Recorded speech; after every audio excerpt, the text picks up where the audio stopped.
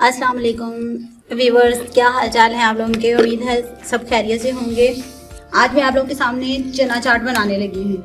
Ingredient सारे सामने मौजूद हैं, आप देख सकते हैं। मैं साथ साथ बताती भी जाऊँगी। सबसे पहले हम डालेंगे चने। ये देखिए, मैंने आधा किलो के चने लिए। चने चले गए। आधा किलो ही मैंने आलू लिए, आधा किलो आलू चले गए।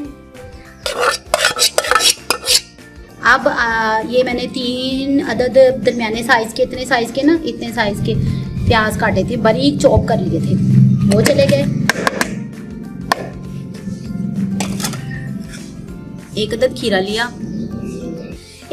लिया था, वो भी मैंने इसमें शामिल कर दिया। ठीक है, ये मैंने टमाटर, 1 दरमियाने साइज़ का टमाटर बारीक चॉप कर लिया था, वो भी चला गया। 4 मिर्चें ली थी मैंने दरमियाने साइज़ की, वो भी बारीक चॉप कर ली थी, वो भी चली गई। अच्छा, इसमें सीक्रेट इंग्रेडिएंट्स ये है, ये मैंने इमली का पल्प निकाल के ना, इमली का पल्प, उसकी चटनी बनाई है। किसी दिन मैं इसका बनाने का तरीका भी आपको बताऊंगी। ठीक है, ये थोड़ी सी पतली है, वो थोड़ी सी थिक होगी। ठीक है, पतली मैंने इसलिए रखी है कि हमारे घर वाले ज़्यादा पसंद नहीं करते थिक, तो मैंने ये कम डालनी सिर्फ आपको दिखाने के लिए। किसी दिन मैं आपको इमली की चटनी बना के दिखाऊंगी। फिर ये देखें, ये इमली की चटनी चली गई। थिक बनानी है चटनी थी। अब इसमें ये थोड़ा सा मैंने बारीक काट लिया था हरा धनिया, ये शामिल करते हैं। हस्बे जायका लाल मिर्च आपने डालनी है, और ये हरा धनिया और गरम मसाला है, ये भी हस्बे जायका। ठीक है, ये चलेगी। नमक भी आपने हस्बे जायका डालना है, क्योंकि मैंने चटनी में नमक काफ़ी डाला हुआ था, इस वजह से मैं नमक नहीं डालूंगी। ये देखिए, अब इसको हम यूँ मैश करेंगे। ये मैंने दही की चटनी बना के रखी हुई थी, दही की चटनी।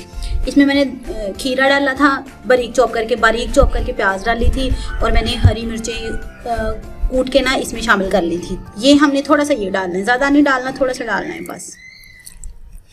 बस इतना।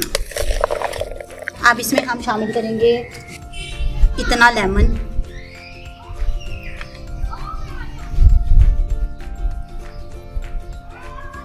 आप एक पूरा लेमन भी डाल सकते हैं, वो आपके जायके पे डिपेंड करता है। ठीक है, ये हमारे आलू चना चाट रेडी है। अब मैं आपके सामने इसको गार्निश करूँगी। देख सकते हैं आप इसकी फाइनल लुक। मैं आपके सामने इसको गार्निश करके दिखाऊंगी। मैंने प्लेट रेडी करके रखी हुई थी। हमें बाज़ार के चना चाट, ये जो गली में बिकते होते हैं, बड़े पसंद होते हैं ना, ये वही तकरीबन मैंने उसी तरह के ही बनाए हैं। अब करना क्या है, इसके ऊपर ऐसे डालना है। ठीक है, इसके ऊपर ऐसे। जी व्यूअर्स, हमारी चना चाट बिल्कुल रेडी हो चुकी है। आप रमज़ान में इसको बना के ज़रूर खाइएगा, ये बहुत मज़े की लगती है, और इसका खाने का कोई नुकसान भी नहीं होगा आपको। व्यूअर्स, मेरी रेसिपी पसंद आई हो तो लाइक शेयर ज़रूर कर दीजिएगा, और सब्सक्राइब करना मत भूलिएगा। मिलते हैं अगली वीडियो के साथ। अल्लाह हाफिज़। Thanks for watching.